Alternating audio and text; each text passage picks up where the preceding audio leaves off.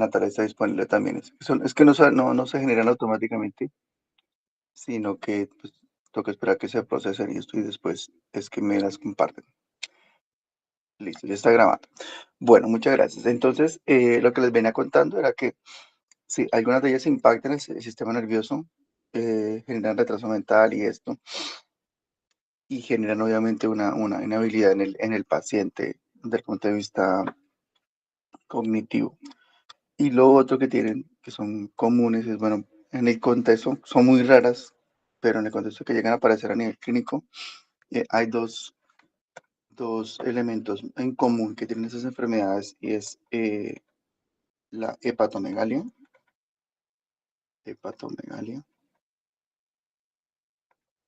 sí, como su nombre lo dice, es un crecimiento exorbitado del hígado, y la otra es esplenomegalia.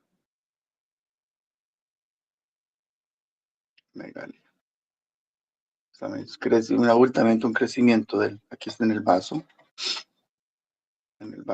y acá en el hígado. ¿Sí?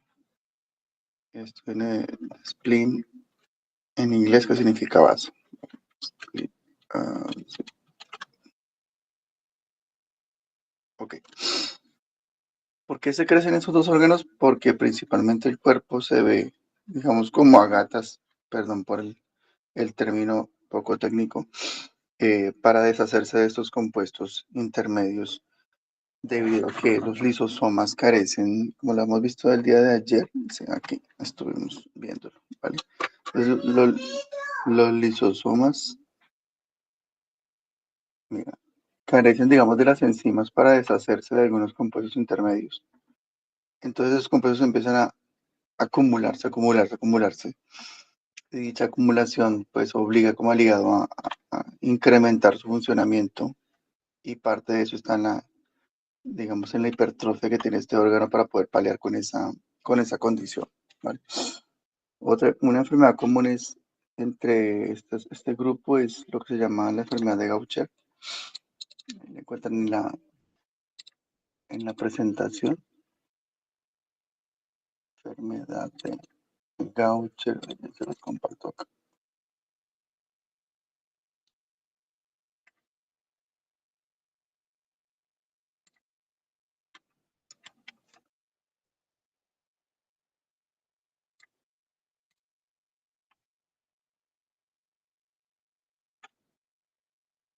Sí, que cumple con esas características como en conjunto, esa entidad en conjunto cumple con lo que les estaba diciendo, ¿no? Tiene afectación del sistema nervioso, y usted, por ejemplo, está en esta representación gráfica, eh, la hepatomegalia y esplenomegalia en este niño, ¿vale? Desafortunadamente, pues estos pacientes tienen poca expectativa de vida, y particularmente para esta enfermedad, y hay otras relacionadas también con esta, tiene que ver con la incapacidad eh, digamos, de catabolizar un grupo de moléculas que llaman cerebrócidos, ¿vale? Cerebrócidos.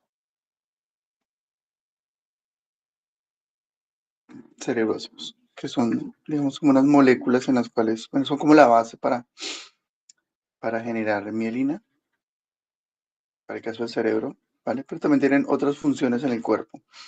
Recuerda que esta mielina, muy posiblemente la doctora María les indicó, es una sustancia que hace parte de los oligodendrocitos o células de Schwann en el sistema nervioso periférico, que permiten que los axones y, digamos, los nervios funcionen a mayor velocidad y de forma un poco más eficiente. Eh, pues tiene como un ciclo de producción y de eliminación, ¿vale? Porque están hechos de lípidos. Los cerebrócidos están hechos de un esfingolípido, así se llama, esfingolípido, ¿vale? Por ejemplo, la ceramida es un esfingolípido, ¿ok? Y a esa ceramida se le incluye, se le adiciona una unidad de un azúcar, por ejemplo, galactosa. Entonces tú unes esas dos cosas, ceramida y galactosa, y tienes un cerebrócido, ¿vale? Como tiene lípidos, entonces usualmente tiende como a oxidarse, a generar un ciclo, ¿no? Entonces el cuerpo lo que tiene que hacer es volver a sintetizar de nuevo cerebrócidos. Lo que pasa es que en esta enfermedad particularmente hay una falla en una enzima, se llama glucocerebrosidasa. Entonces ella no puede deshacer o descomponer el cerebrócido y los subproductos del metabolismo pues empiezan a acumular y es lo que genera el problema. Y recuerda que son enfermedades raras porque solamente hay falla en una enzima, que por ejemplo en este caso es esta, y es lo que genera todo el síndrome. Entonces, la falla de un solo elemento genera, digamos, un evento catastrófico en el cuerpo, ¿vale? Listo.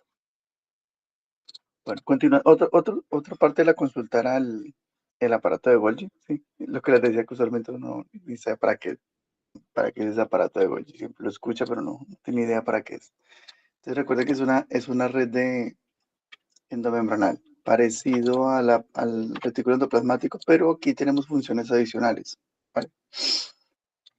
Y lo hemos visto ayer, digamos, en el contexto del proceso. Aquí lo habíamos visto, mira acá, ¿sí? En el proceso de recuperación de moléculas residentes. Entonces, algunas de ellas pues, se tienen que devolver, pero otras tienen que continuar por la vía de secreción. Y el camino de la vía de secreción es el aparato de Golgi también. Y ahí hemos quedado para qué sirve, ¿no? Esa parte de Golgi es una red de endomembranas, ¿vale? ¿Cómo se define? Es una red endomembranal, es decir, que tiene como diferentes, como si fueran vesículas muy grandes, ¿ok? Eh, en forma de red. En un microscopio a simple vista, pues no se puede ver, es un elemento subcelular bastante pequeño, ¿vale? Y son como una serie de bolsas aplanadas hechas de membrana, ¿vale? Y ellas reciben y también producen vesículas, ¿vale? Entonces ahí donde reciben las vesículas, yo creo que aquí está al contrario, ¿no? Donde se reciben las vesículas se elonga, ¿vale? Entonces aquí, por ejemplo, está recibe, entonces esta parte es más grande, y hay una parte donde las vesículas van saliendo, entonces esa parte es más pequeña. Eso implica que el aparato tiene como un mecanismo dinámico que implica una serie de áreas o secciones. Le llaman red media, red trans o red cis, que son eh, lugares que permiten que el aparato de Golgi tenga como un equilibrio, tanto en su tamaño como en el procesamiento que realiza, ¿vale? Que es lo que estamos viendo acá. Entonces, aquí tenemos el aparato de Golgi, recibe las vesículas, ¿sí ven? Y luego las vesículas salen, se generan desde él para ir a otros sitios de la célula, a la membrana, a secretar, o por ejemplo a los lisosomas, ¿ok? Bueno, eso es como las características estructurales que tiene, pero lo que más nos interesa como recordar es para qué sirve. Entonces, el eje central de este aparato es lo que se denomina modificación posttraduccional, marcaje y transporte, ¿vale? Para eso es que sirve. ¿Qué significa eso? Que en ocasiones algunas proteínas es necesario modificarlas subsecuentemente se han producido. Eso es lo que significa modificación posttraduccional. En algunas de ellas ocurre un proceso que se llama glicosilación. Entonces uno va generando la proteína y las proteínas también se les incorporan unidades de azúcares, ¿sí? Eso se le llama glicosilación o glucosilación, ¿vale? Glucosilación o glicosilación.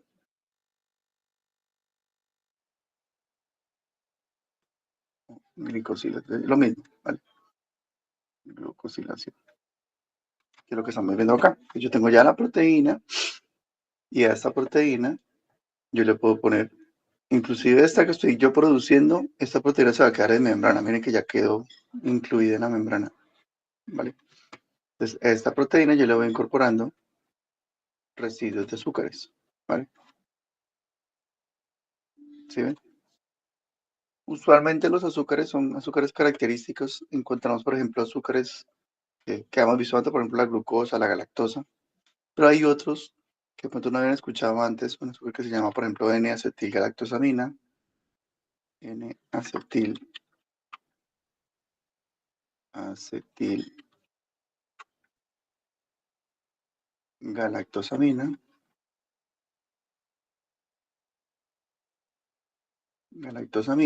¿vale? Este azúcar vamos a ver inclusive después, hace parte inclusive de otras estructuras que veremos el próximo semestre, que son los glucosaminoglicanos. Y ese grupo hace parte de un grupo de azúcares que se llaman azúcares aminados. Azúcares aminados. Porque tienen nitrógeno. O sea, los azúcares no tienen nitrógeno porque producen energía, pero hay unos que sí lo tienen, pero son con funciones estructurales, ¿vale? Entonces, la incorporación de esos azúcares en esas proteínas pues, tiene múltiples funciones, entre las cuales podemos resaltar las siguientes. Es decir, ¿para qué le ponemos azúcares a una proteína? Es decir, ¿para qué las glicosilamos? Pues, una función puede ser, por ejemplo, señalización. Señalización es como marcarlas. Poner una marca a una proteína para una función en particular. Y esa marca, pues, le indica tanto a la señal como al cuerpo qué es lo que tiene que ocurrir cuando se reconozca esa cadena de azúcares. ¿Ok? Eso es lo que significa señalización, porque ese capítulo que vamos a ver más adelante. ¿Ok? Y el otro, más importante, digamos, bueno, los dos son importantes. La señalización también es importante. El otro que es importante tiene que ver con la parte estructural. Estructura. Hay funciones que son como mixtas, que implican las dos. Entonces, implican señalización, estructura.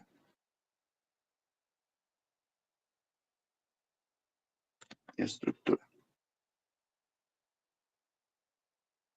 Las dos. El ejemplo más claro aquí para recordarlo. Mira, que hay una figura que está interesante para que ustedes la tengan en cuenta. Es, por ejemplo, los nombres de los azúcares que les estaba diciendo. Aquí tengo la proteína y aquí está el proceso paso a paso de glucosilación. ¿Ven? Se van incorporando los diferentes residuos. Acá está la que yo les decía, N-acetilgalactosamina, un poco más grande para que lo vean. ¿Listo?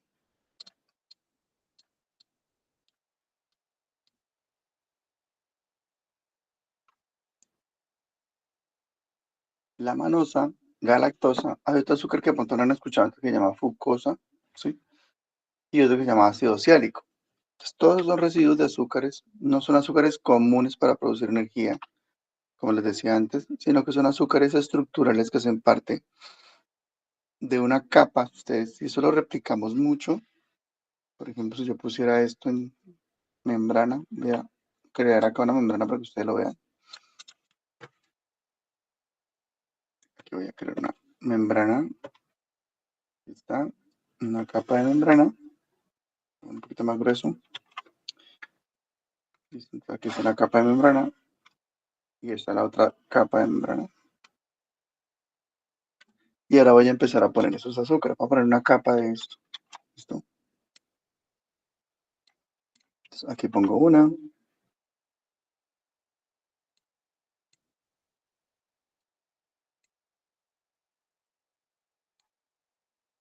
¿Sí? Aquí vamos que queda una proteína. Luego pongo otro. ¿Ve? Luego pongo otra proteína.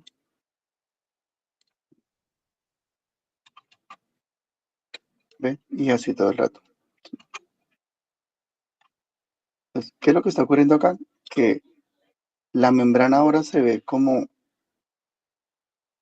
cubierta, como si estuviera poniendo una capa externa. ¿Sí? Esto en inglés le denomina, bueno, en la literatura en inglés ustedes lo encuentran como coire, así, para que sea en inglés, en negro. Así, coire, que significa como cubierto, ¿sí? Como una cubierta externa. Digamos que esta es la parte de afuera, exterior. Y esta es la parte interna. del tejido. Entonces, en la parte externa hay toda una capa de azúcares. ¿Listo?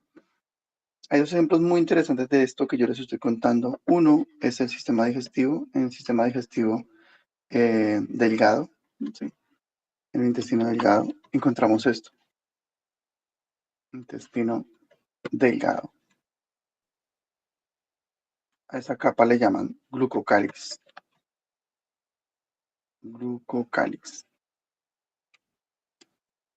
Y hay otra carpita interesante de estas que se da, por ejemplo, en las plaquetas. Entonces, contemos los dos casos. Para el caso, o sea, lo que estoy explicando acá es que también hay capas de azúcares con funciones diversas. Estoy explicando dos ejemplos de esas capitas para que sirvan en el cuerpo. Entonces, en el intestino delgado tiene función tanto estructural como de señalización, ¿vale? O sea, favorecen la absorción y reconocimiento de lo que nosotros tenemos que absorber. Recuerda que en el aparato digestivo, en el intestino delgado, es donde más absorción de nutrientes hacemos en la parte digestiva, ¿vale? Entonces, ese glucocáliz se encarga tanto de reconocer qué es lo que tenemos que absorber, también tenemos que reconocer qué es lo que no debemos hacerlo. Por ejemplo, si reconocemos que hay bacterias o hay sustancias tóxicas, esas no las vamos a absorber. Recuerda que nuestro sistema digestivo es abierto, entonces a veces comemos un montón de porquerías, de que me antojo una empanada en la calle vieja, entonces me comí eso y de pronto esté contaminado con algo.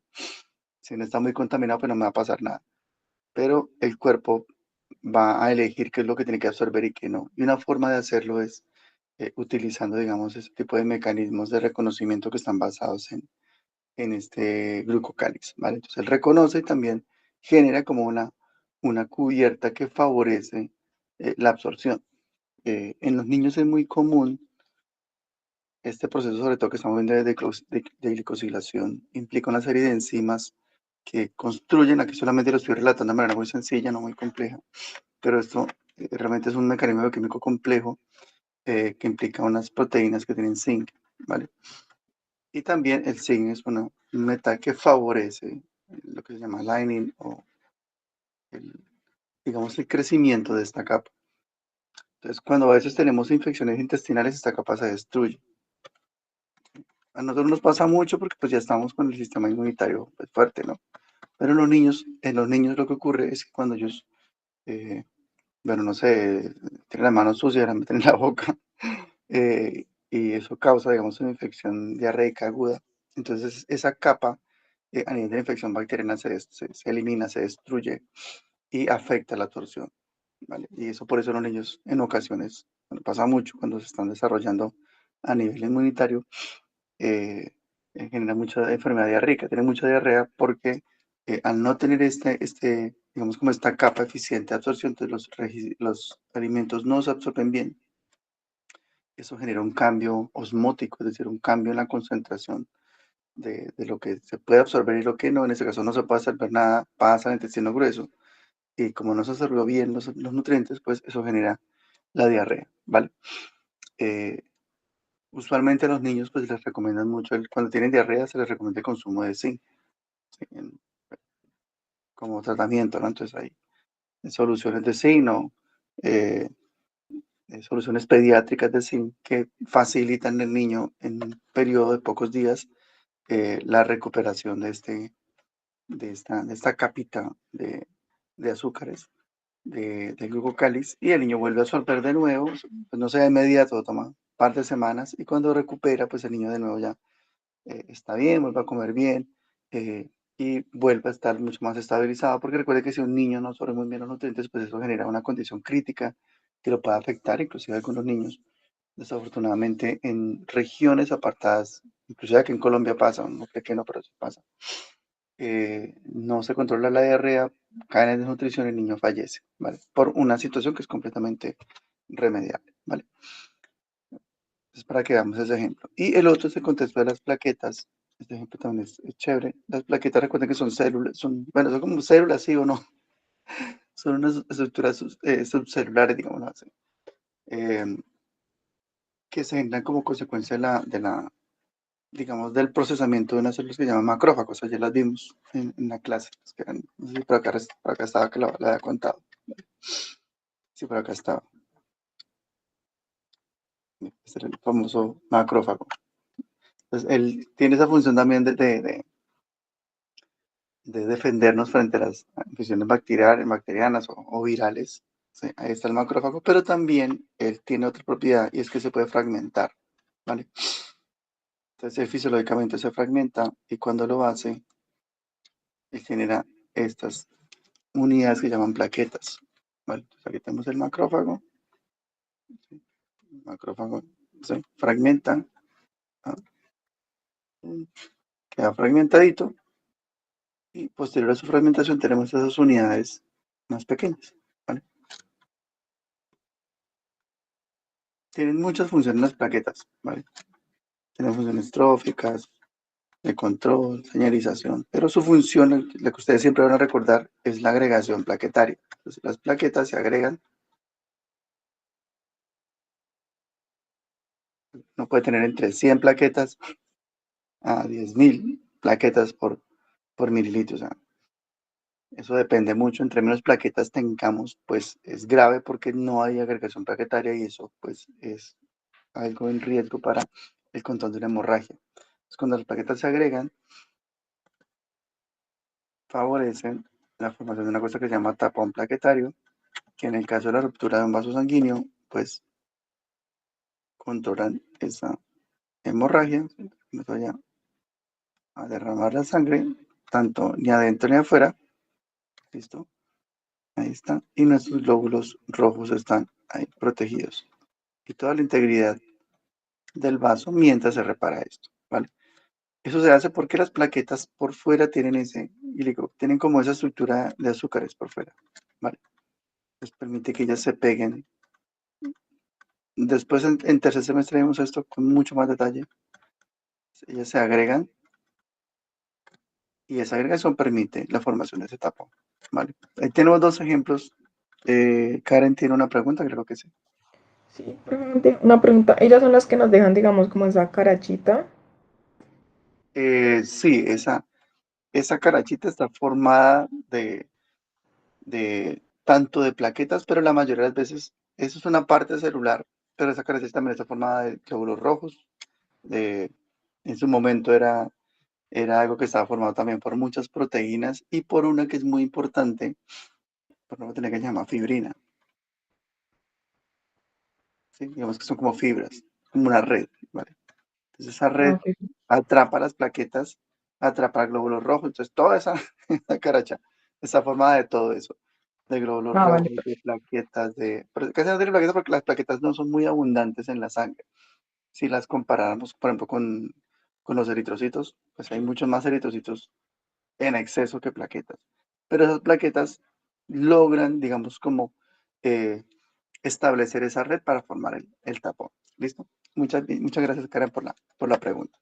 Vale, prefieres. Ahí vemos dos ejemplos de lo importante que son esos mecanismos que uno nunca los ve, ¿vale? Uno nunca ve un mecanismo como estos, pero ya ustedes como médicos saben que eso existe, saben de su importancia y cómo la alteración de algún proceso por una mutación, por lo que sea que falle, hace que la persona tenga o problemas, por ejemplo, digestivos, constitutivos toda su vida. Hay personas que toda la vida tienen problemas digestivos, desde que eran niños hasta cuando son adultos.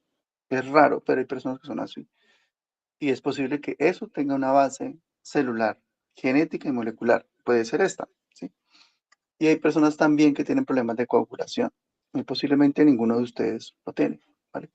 Pero hay en algunas poblaciones, algunos individuos que sí tienen problemas de coagulación y en ocasiones esos problemas de coagulación están basados en estos fenómenos moleculares. Por ejemplo, una enfermedad que se llama enfermedad de von Willebrand. Enfermedad de von Willebrand. Von Willebrand. Eso es un desorden coagulatorio en donde las plaquetas no se pueden agregar bien. Hay un error de agregación plaquetaria, ya sea por alguna de estas proteínas o ya sea por un factor que se llama factor de von Willebrand que facilita la agregación. ¿Ve? Entonces, Ustedes lo van a ver en la clínica, de pronto si lo encuentran esa enfermedad, pues está aquí en Colombia también, pero como les digo, es una enfermedad rara. Pero la base, y por eso es que estamos viendo son contenidos a veces son aburridores, pero son muy aplicados a lo que ustedes en la clínica van a ver muy posiblemente en un futuro, ¿vale? Listo. Vamos a cerrar un poquito con el tema de las vesículas y ya con eso yo creo que cerramos nuestro capítulo y pasamos a hablar de membrana. Ok, bueno, introducimos el tema de membrana porque eh, hoy la clase es un poquito más cortica, pero bueno, vamos a tratar de adelantarnos lo que podamos. ¿Qué son las vesículas? Bueno, aquí la hemos visto. Acá están. Las vesículas apoyan un proceso importantísimo a nivel, digamos, endomembranal, que se llama distribución y exportación. ¿Vale? Pues acá las estamos viendo. Entonces, por ejemplo, el aparato de Golgi genera como esas gemitas, esa gemación de estas estructuras, que son las vesículas. Vamos a ver un poco más grandes. Mira.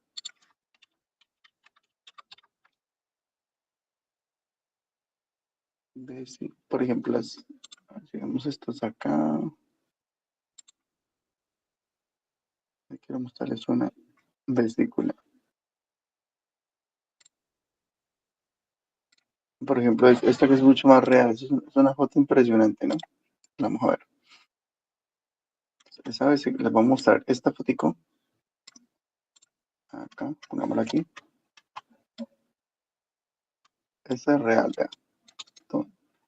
Y una a nivel del esquema, ¿vale?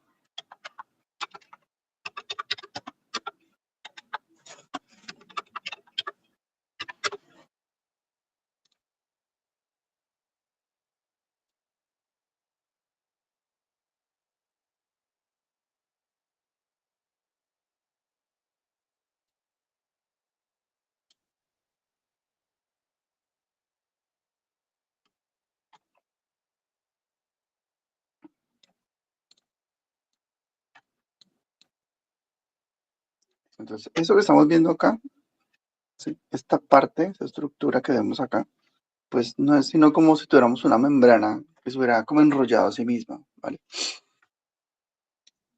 Que yo pudiera como coger esta membrana y doblarla así y pegar ese extremo con este, ¿vale?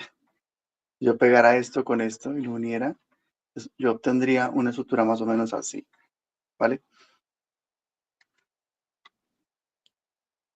Es circular porque recuerden que es, digamos, como la forma de menor gasto energético que se tiene, entonces por eso las vesículas generalmente son redondas, ¿vale? Comparemos un poquito esta con esta, ¿vale?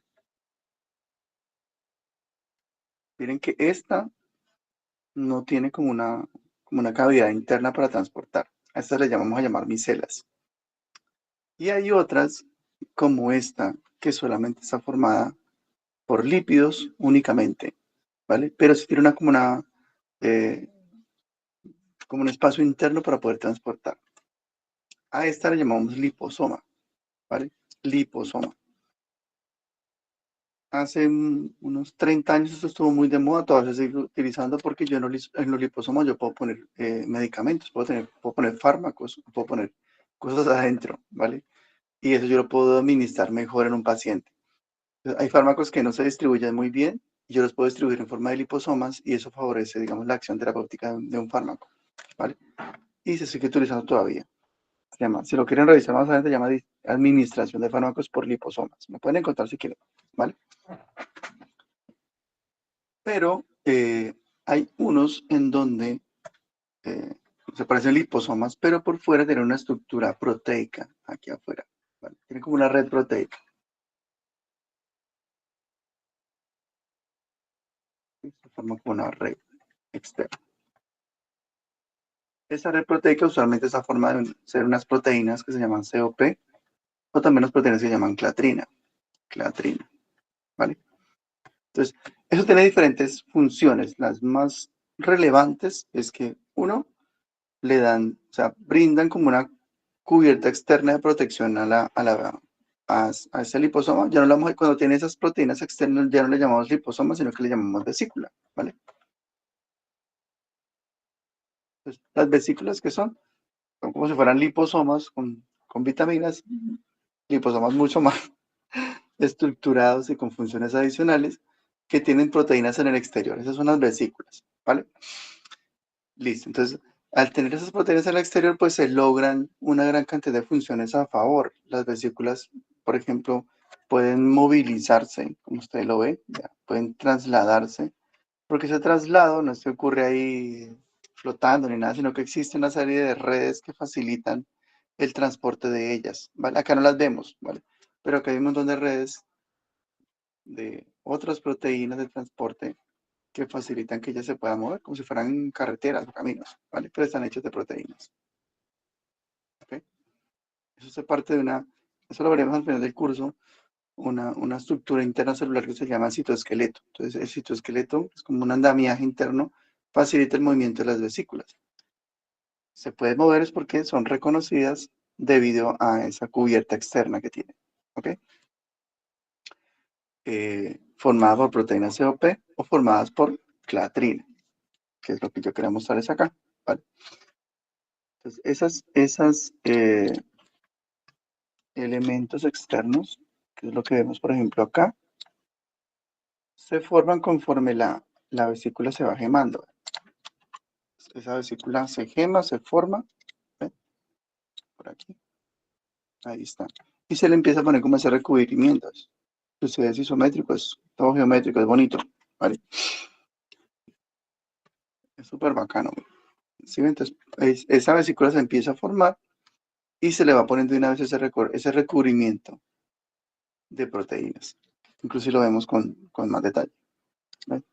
Acá está la proteína, inclusive la clatrina no es que esté flotando, sino que está anclada sobre otras proteínas, una serie de glicoproteínas, aquí están los azúcares, que inclusive facilitan el contacto con la carga, con lo que se tiene que transportar, ¿vale?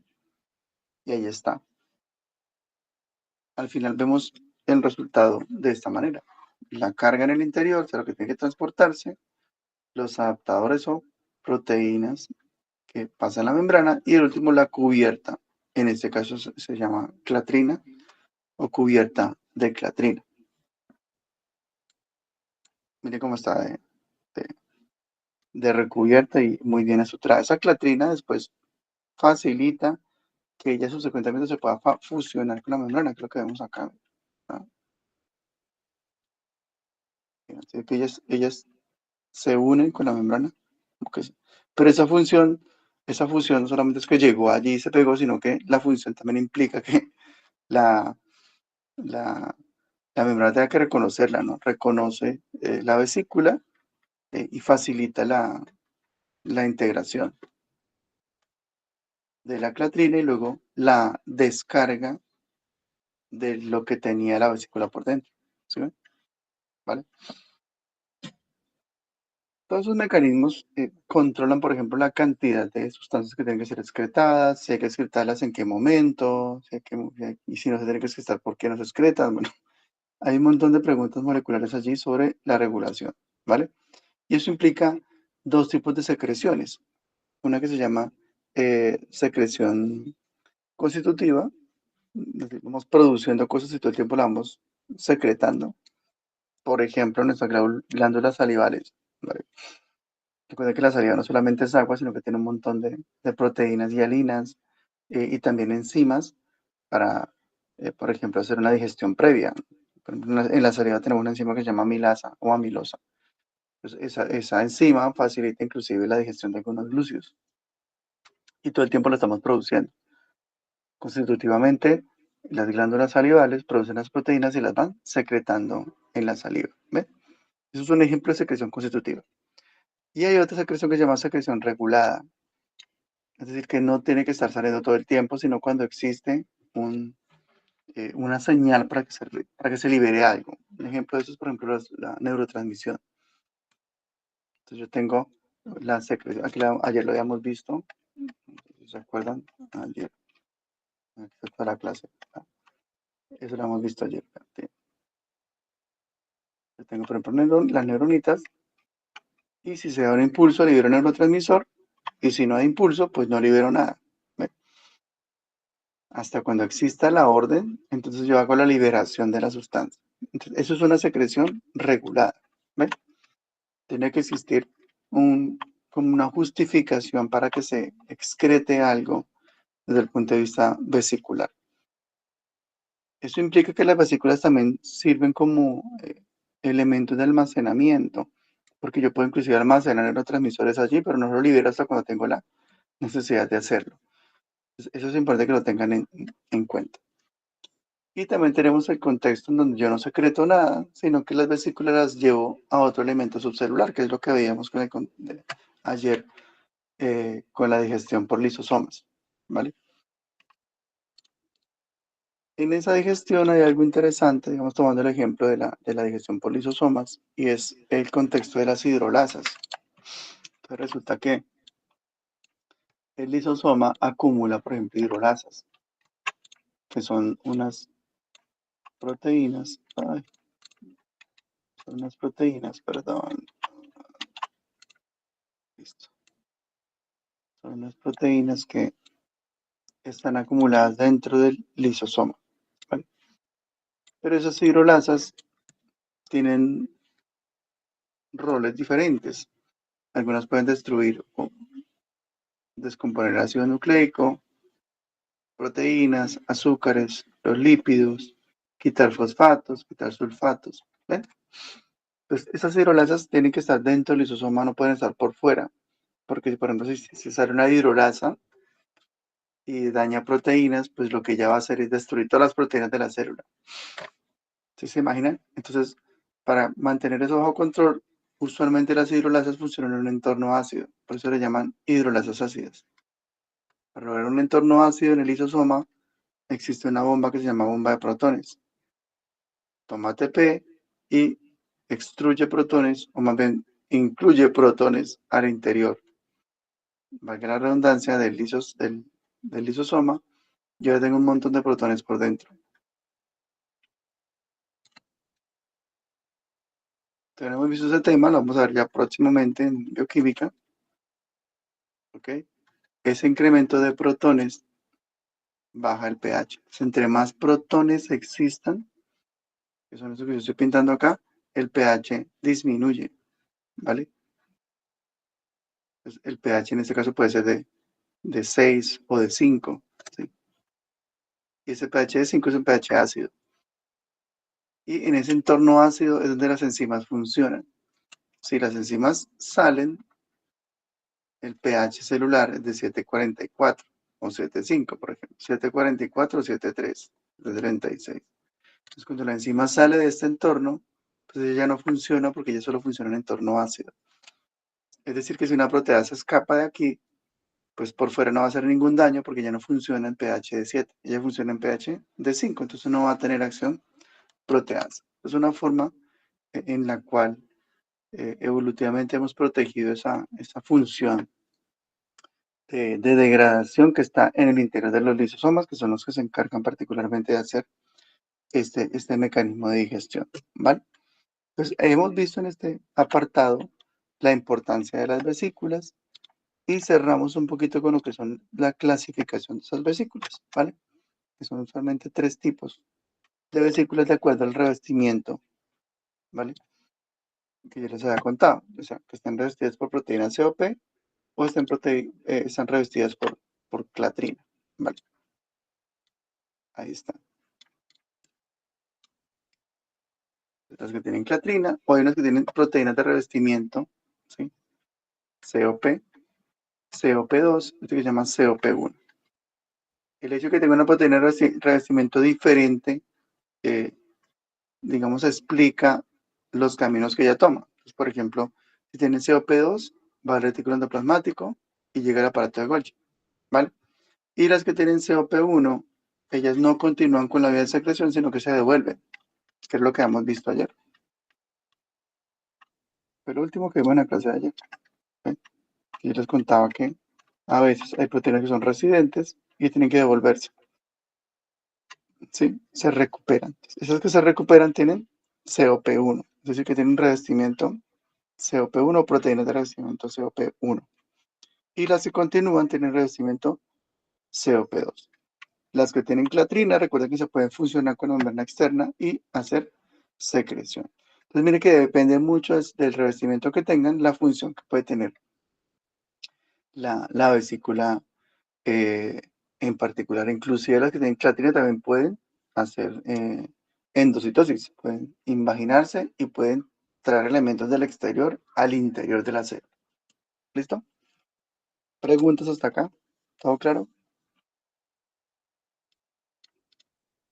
Sí, señor. ¿Seguro? Bueno, listo. En 5 minuticos vamos a introducir, ya con eso cerramos este tema, ¿vale? Y vamos a introducir el tema de membrana. Y les dejo una tarea para que mañana estén súper pilosos, así como hoy, con la introducción del tema, ¿vale? Vamos a crear, si quieren, un nuevo Figma, ¿vale? Un nuevo talerito para que les que vayan quedando como estos taleritos por clase y de pronto les puede ayudar. Pensaría yo, no sé si es así, les ayudaría a tener como las clases organizadas, ¿no? Voy a crear uno nuevo y se los comparto.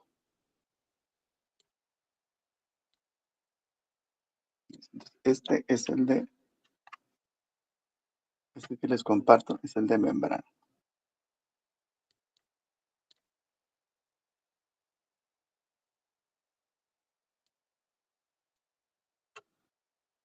Listo, entonces para que lo tengan ahí a la mano, lo guarden ahí. Ese es el que vamos a utilizar para membrana. ¿Ok? Listo.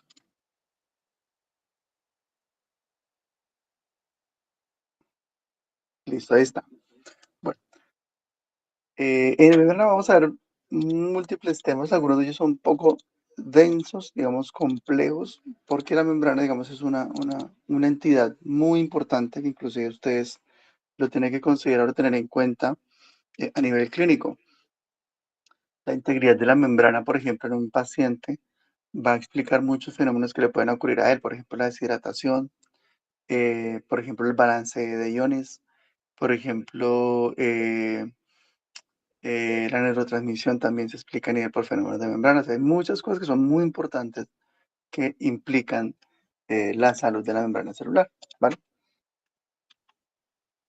¿Qué es la membrana? Ya sabemos que está formada por fosfolípidos. La membrana está formada por fosfolípidos. ¿Qué es? Es una bicapa, es eso, una bicapa, tiene dos capas. Es una bicapa muy delgada, ¿sí? Tiene solamente 5 nanómetros. Eso no es, eso no es nada, es como un décimo, un octavo de lo que es un virus. El tamaño de un virus es algo muy delgado, ¿vale? Pero a pesar de ser tan delgado, es en cierta manera impermeable a sustancias polares, ¿vale? La membrana es también una capa semipermeable. Significa que puede dejar pasar unas cosas y otras no, ¿vale? Entonces está formada por lípidos, pero también está formada por proteínas. Entonces es una mezcla de esas dos cosas, lípidos y proteínas. La membrana usualmente uno la pintan como estoy mostrándolo ya ahí, como una estructura ahí quieta, ¿sí? Inmóvil, pero nada más lejos de la realidad. La membrana es una estructura muy dinámica, ¿vale? Que permite, por ejemplo, eh, facilitar el transporte, que es algo que vamos a ver en las próximas clases. Recuerden que la conformación de ella se da por esos fosfolípidos. Aquí están los que vimos, ustedes ya se los aprendieron de memoria, yo ya sé. Ahí están. Sí. Fosfatidiletoronamina, serina, colina. Y esos que están acá, ¿vale? Esos dos, esfingomielina y esfingosina, hacen parte de unos lípidos. ¿Sí? Esos de acá no son muy comunes en la mayoría de las membranas, sino que hacen parte de la mielina, por ejemplo. La mielina no es que sean lípidos, la mielina es una molécula, digamos, una eh, estructura que genera un aislamiento nervioso, un aislante nervioso. El sistema nervioso central y sistema nervioso periférico. Entonces, ese aislante está hecho de estos lípidos, ¿vale? De la esfingomirina y la esfingosina es como el elemento, digamos, base para poder producir la esfingomirina. Por ejemplo, habíamos visto los cerebrósidos. Los cerebrósidos están hechos de esfingomirina, por ejemplo. ¿Sí? Pero solo para relatar que hay lípidos adicionales que hacen parte de la membrana. ¿Ok? ¿Qué más vamos a hablar de la membrana? Que adicional a los fosfolípidos que tenemos acá, las membranas también tienen una molécula que se llama colesterol. ¿Vale? ¿Listo? Ahí está el colesterol. Mira que cuando hay colesterol, o sea, sin colesterol, las capas son como muy juntas. ¿Ve? ¿Ve? Ahí está. Ya. Pero cuando hay colesterol, como que se genera una distancia, una separación entre ellas. El hecho de que haya una capa acá no significa que se genera como un poro para dejar pasar cosas, ¿no? Porque el colesterol no deja pasar nada, pero sí genera un espacio que cambia la conformación de la membrana. A eso más adelante la vamos a llamar fluidez. Entonces, si tenemos colesterol en la membrana es mucho más fluida, es decir, como que es más dinámica. Yo sé que no es poco técnico, pero se entiende. Digamos que la membrana sin colesterol es como más tiesa, ¿ven? Es mucho más compacta y no, y está de alguna manera más intencionada a evitar que pasen cosas, pero también eh, es más rígida, llamémoslo así. Por ejemplo, las membranas de las bacterias no tienen colesterol y funciona así porque las bacterias pues tienen que tener una estructura externa rígida que las proteja también, ¿vale? Pero en el caso de nosotros, nuestras membranas sí tienen colesterol porque usualmente nuestras membranas, por ejemplo, en un eritrocito, un glóbulo rojo, pues un glóbulo rojo está formado por membrana, obviamente, y por fuera. Ahí está el eritrocito, ahí está, véanlo. Pero el eritrocito no es así quieto como lo ve. Ustedes lo ven en videos. Miren videos de la sangre moviéndose. Pero el eritrocito se aplasta, se le pasa esto. ¿Ven? Pobre se aplasta cuando pasa, por ejemplo, por un capilar. Aquí tengo un capilar sanguíneo. ¿Sí? Tengo una contorsión del capilar y el eritrocito se aplasta. Se puede, dinámicamente, se puede estrellar contra las paredes del endotelio, luego se vuelve a reformar. ¿Sí? Entonces, él es dinámico. Entonces, esa dinámica en el cambio o la forma del eritrocito es gracias a que tiene una membrana flexible. Es decir, que la membrana de un eritrocito muy posiblemente tiene colesterol y ustedes se van a dar cuenta más adelante que es así, ¿vale? Las membranas también tienen la capacidad de plegarse a sí mismas, ¿vale? Y ese plegamiento favorable se da generando usualmente esferas. Ya sabemos que esas esferas se llaman vesículas o se llaman liposomas, ¿ok? Y usualmente nuestras células cuando se conforman también intentan lograr dicha estructura. Por eso usualmente muchas estructuras, incluidos los eritrocitos, son redonditos, ¿vale? Los glóbulos rojos son redonditos porque el plegamiento interno de la membrana busca eh, la conformación energética menor para poder establecerse de forma cerrada sin ningún inconveniente, ¿vale? Y al final tenemos ese entorno de todas las membranas en particular, que es un entorno externo en contacto con el agua y también un entorno interno en donde también tenemos agua, ¿vale? Y aquí tenemos toda la bicapa de lípidos, donde usualmente el agua no puede pasar tan fácilmente. El agua sí es posible, a veces ustedes lo ven en los libros de que no se puede, pero sí, el agua sí pasa por la membrana, pero no mucha, pasa muy poquita por ahí, ¿vale? Es decir, que existe un control en el flujo de agua del interior al exterior. Lo que sí nunca puede pasar por la membrana usualmente son los iones. Entonces los iones no pasan. ¿Qué es un ion? Es una molécula que tiene molécula o un átomo que le falta un electrón. Esos son los famosos iones. Los iones tienen carga. Por ejemplo, el potasio. El potasio pierde un electrón y se convierte en esto. Se llama ion potasio. Este es el átomo y este es el ion. ¿vale? Eso lo vieron en química. El sodio pierde un electrón y luego queda así, ¿vale? ¿Ok? Ese es el cloro, ese es el átomo. Pero el cloro se puede ganar un electrón. Cuando el cloro se gana un electrón, queda así, ¿ven? Entonces, esas cargas que estamos viendo acá, ¿ven? Carga negativa, carga positiva, carga positiva, no pueden pasar para la membrana. Los iones no pueden pasar, porque al estar cargados, son repelidos por la membrana interna. ¿Sí? Por esta capa de lípidos, repelen los iones y los iones no pueden pasar libremente, ¿vale? Para que puedan pasar cosas, pues esencialmente tiene que existir lo que llamamos canales. Más adelante lo vamos a ver, ¿vale?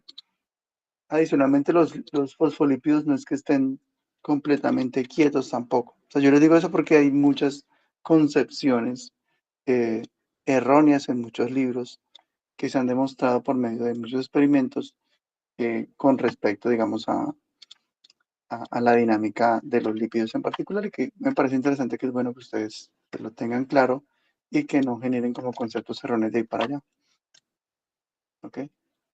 Entonces, se ha demostrado tanto a nivel experimental como a nivel computacional que, por ejemplo, los fosfolípidos pueden flexionarse, cambiarse, ¿sí?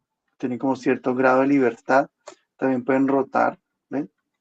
Hay fenómenos de rotación, o existen también fenómenos, ayer lo vimos, con la flipasa y flopasa, eso se llama flip-flop, que es paso de una capa a la otra, ¿vale? Eso usualmente no ocurre normalmente, a menos de que exista una enzima que lo haga, ¿vale?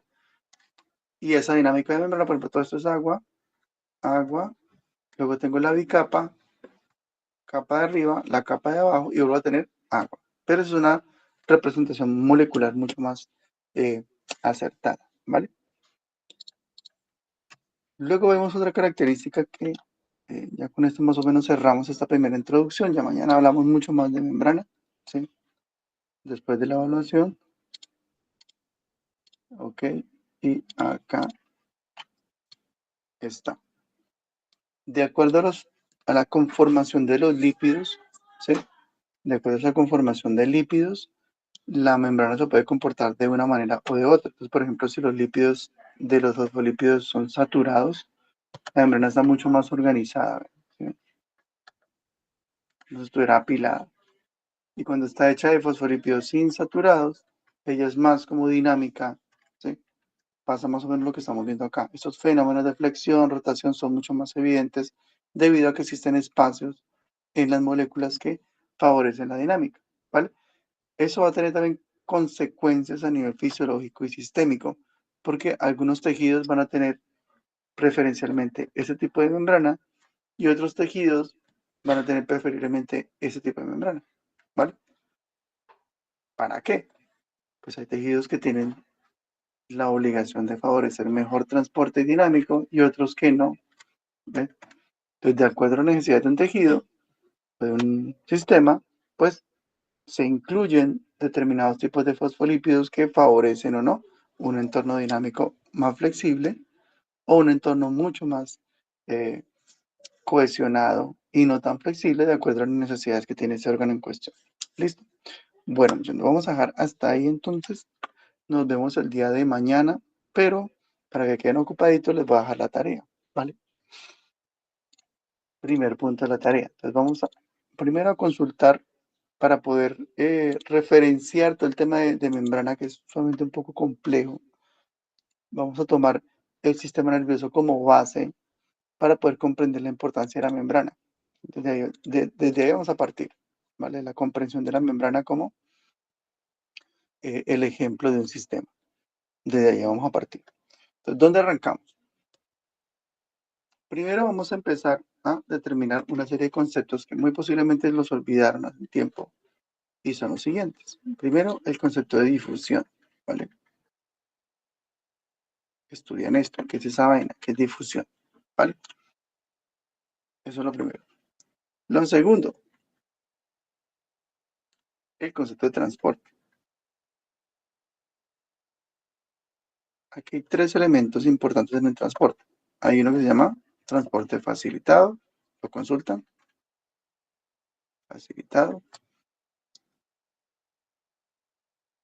¿sí? Hay uno que usualmente les llaman transporte por canal, así lo pueden encontrar, o usualmente lo van a encontrar como un transporte regulado, ¿vale? Y luego tenemos un transporte que está de alguna manera en contra de, digamos, de algunas fuerzas de regulación, ¿sí? Se le llama transporte activo, ¿vale? Para que vayan siempre a la fija, el transporte, pues obvio, está basado en un transportador. El transportador es una proteína que permite pasar iones o carga de un lado a otro. Entonces lo van a encontrar porque el transportador cambia, ¿sí? Cuando es facilitado, pues también usualmente se llama así, transportador.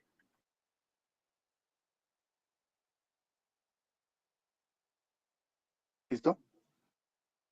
Cuando es regulado, ustedes van a encontrar que se llama canal, ¿vale?